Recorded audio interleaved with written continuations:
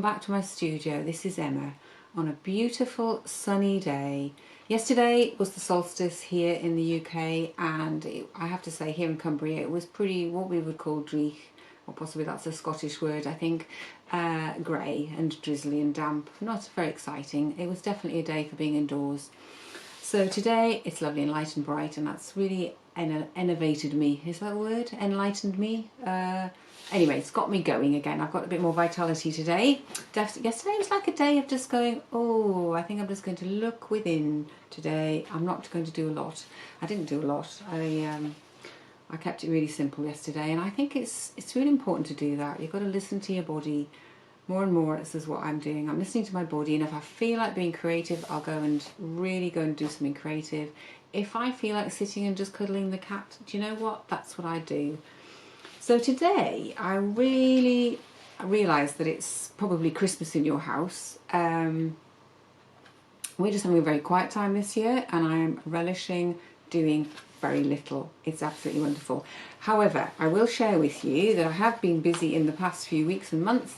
I don't know if those of you have seen this issue of Be Creative magazine, which is the January issue. It's now out in the newsagents, or you can buy it online. I think you can get a a digital version as well. It's issue number 195, I think, and inside on page 19 there's a lovely article on how to make a bowl that I have devised for you. It's using free machine embroidery or just normal embroidery if you prefer to do that. Free machine embroidery makes it much easier. It's got loads of photographs and lots of lovely instructions. If I just lean over here, this one I prepared earlier. I showed you this last time, but if you are new to my channel, you won't have seen this perhaps. But it's a really lovely textural bowl. It's got lots of textures in there, lots of colour, and it's made from your scraps, just upcycling scraps, and lots of stitching, and it's the colours that you choose to make it. So I think that's a really nice thing. That might be a project maybe to get you into the new year, post-Christmas, when you've had enough of Christmas and you really want to get back to something normal. That would be quite a good way to do it, I think. So funnily enough, I found a really old, it's not really old, but it's quite old, Be Creative magazine. This was from 2017, and I was on the front cover again. You see, this has got my little bowl. I'm very excited to be on the front cover. I know it's pretty wacky, isn't it? So here I was in this magazine in 2017. Some of you may have already got this, I know, and obviously it's quite an old one. But it had some really lovely pictures of my work that I was doing in those days, and I wrote about how to do embellishing, because I passionately feel that the embellishing machine is a sort of it's been a bit of a Cinderella, I think, for a lot of people. It's been stashed away in your cupboard because you buy it in all enthusiasm at a nice show somewhere, and then you don't quite know what to do with it, and so it sits in a cupboard. So I would just like to say you can do all of these fun things with it. Get it out. And I might even be doing a bit of embellishing today.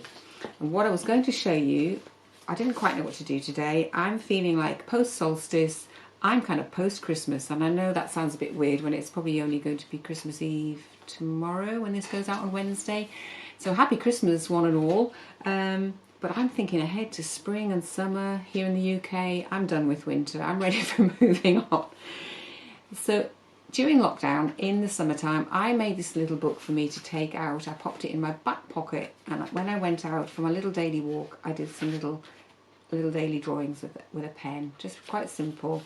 Not everybody's cup of tea, not everybody wants to do drawings, but I absolutely love drawing, as I've said before on this channel. Drawing is one of the things, one of the earliest memories I have, I think, is drawing things. That and making things out of my mum's Woman's Weekly magazine.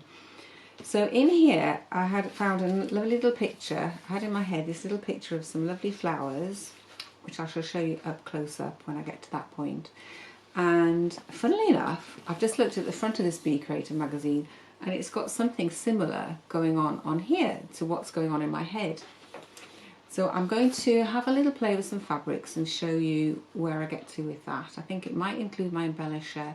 I just want to do some sampling. I just want to do some playing, quite light, quite frothy, nothing heavy. I feel like I just want things to be light. I feel as though yesterday was a very enclosing sort of a day, And today I just want to lift things up and just be a little bit lighter, bring some light to everything, which is what obviously solstice does. Post-solstice means the light is coming and the days are getting longer, so I want to kind of celebrate that in my studio today. So I will show you next what I'm going to do. But first of all, I just want to say a big, big thank you to everybody who's subscribed. I've got shed loads of subscribers, and I've said before, I started this channel just on a complete whim. I think the universe was nudging me. I knew something bigger was coming. I didn't know what it was going to be. I literally sat in my studio with my phone and made a little video and thought no more about it. And then I did another one and another one. And then a friend suggested YouTube, and I was going, oh, well, I don't know about that. Ooh, that's for I don't know, young people or something. I'm very young. What am I talking about? So here I am. What is it, 9 months or something I've been doing this, and I've learned so much. I'm still learning. I'm still trying to improve what I do with my filming and my editing. I was looking at lighting things yesterday because I'd really like to try and get better light. If anybody's got any know-how about this, I really want better light actually onto where I'm doing the stitching so that that shows up better. This bit of lighting is not so bad. I try and use natural light as much as possible. So a big thank you to you all for being here, supporting me, being part of this little stitching community. I think creativity is really important. I think it's what we're all here to do, whether it's creating lovely food for your family or making a beautiful garden or just folding your fabrics nicely in your house, creating a lovely home, whatever you've got that you can do something creative with. It doesn't have to be what I do, but I hope that maybe what I'm doing here will bring you a bit of inspiration and maybe make you think, well, actually I could do that. You know, I started from nothing. I used to sew in my caravan when we were doing our house up. I literally had a box of fabrics and a sewing machine, and I used to do things then. Not a lot, I have to say, but I did do some things. Because for me, sewing and stitching, using my sewing machine is like breathing. And drawing is part of that, and in fact the whole creative process is part of who I am. So, but you must do it the way you want to do it. You know, I encourage everybody to have a little space in your house where you can have a box or two of fabrics. You know, if you can have somewhere where you can have your sewing machine out, so much the better. Make space for you. This is what I think my main message actually at the moment, there you go, that's just popped into my head and come out of my mouth, is making space for you. And I think the current situation in the world is very much about us all looking within and finding ourselves. The distractions are kind of melting away, and it's about finding about who we are and what we're here to sort of do and be ourselves without all the peripheral stuff that's going on. And I know that's really hard. There's some really, really hard things going on. But I hope that maybe there's a little peace and quiet in this little corner of Cumbria, that I'm sending out peace to the world. So I do wish you a very peaceful Christmas. I will look forward to seeing you in the new year. I'm now taking 2 weeks off, so I think it's the 5th or 6th of January that I'll be back on the Wednesday. I thought I need to take time out from this. This has very much got to be what I want it to be, and it's got to fit in with me. It's not got to be stressful, it's got to be fun. Because I think playing and having fun is the way forward. So thank you again from my heart. Have a peaceful Christmas. All the best things you can wish for New Year. And I will see you in January 2021. How exciting is that? Oh, you better watch the next bit, because this is... what am I like? This is the next bit. This is the creator bit that's coming up.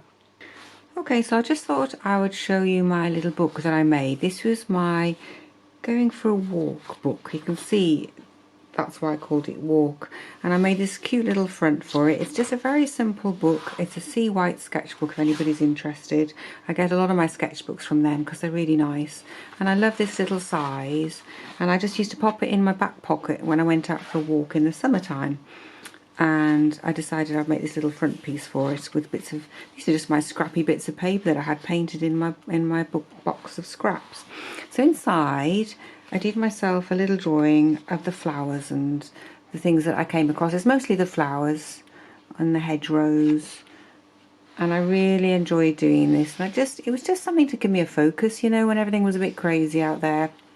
Not that it's not that now, but this is why I love having something like this to focus on. It's really, really nice.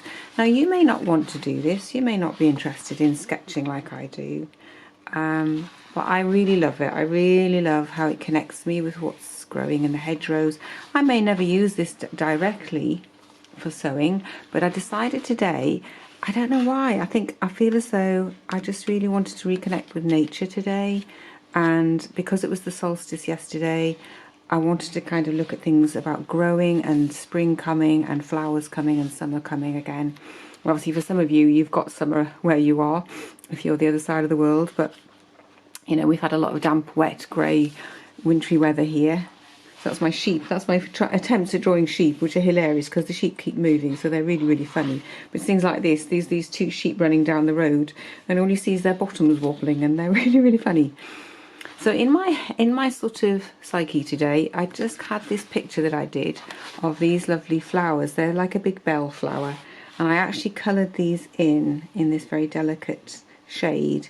And I thought what I'd like to do today is just have a play. I'm interested in moving my flower drawings on from, in the past I've done very, very simple drawings using my stitching flowers. I've done very, very simplistic things where I've just done a flower outline and stitched around it, and often they've been a simple, you know, a flower like that, like a daisy shape, or perhaps a rose if something like that. So what I'd really like to do is just experiment and see if I can bring more of my drawing into my stitching. So I'm just going to have a little play with this today and see where I get to. It's just really weird. It's just popped up I thought, what can I do today? And I don't really know. So I've come down here, looked around my studio, found my little sketchbook and thought, right, I'm going to try this. So what I've done so far, readers, what I've done is I've torn up some pieces of calico, which I always like to do because you get these lovely soft rough edges, and then instantly I've created, it's almost like a page of a book, but they're just little samples. What are they, about 6 by 4 inches, so they're not going to be big. There's going to be space to do a little bit of stitching and see if I like what I'm going to experiment with. So that's my backgrounds, the bases if you like, and then I've got some, I'm just getting my other bits of fabric here. I thought, well, I didn't want to just do it onto plain calico. I wanted to create a sense of texture going on behind what I'm going to put on. So I have, this is a rare find, this is my lovely builder's scrim, which I use occasionally. I don't know if you can still buy this stuff, but I've had this for years, since we've done our houses up. So that's quite nice to put on. And I've also just picked out a couple of simple bits of lacy fabric. Not too shiny. I didn't want anything too shiny, and they've got a nice, these have got quite a nice sort of simple pattern to them. So I'm just debating now. I've cut, I've cut myself 3 little scraps here.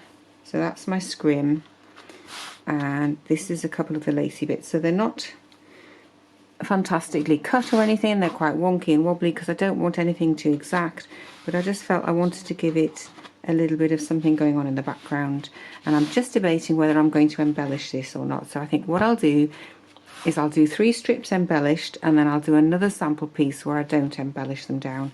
The advantage of using my embellisher is it means that these fabrics are held in place, and then I can add other fabrics on top.